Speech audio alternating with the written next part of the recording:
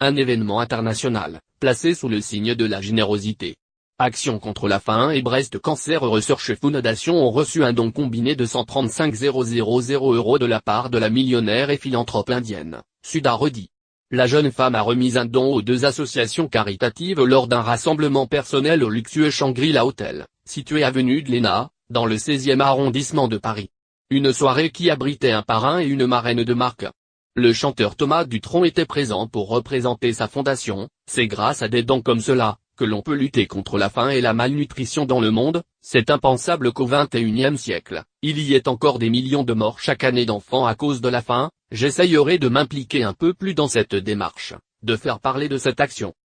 La sulfureuse Elisabeth Hurley était, elle aussi, présente pour recevoir un chèque en faveur de Breast Cancer Research Foundation.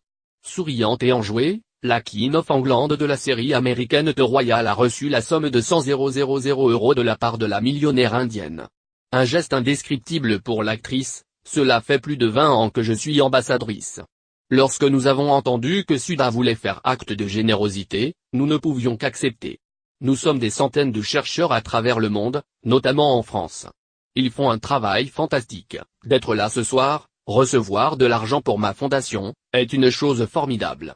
De belles sommes symbolisées par 2 trophées en cristal, remis aux 2 stars de la soirée sous les flashs des photographes et le regard bienveillant de la donatrice principale.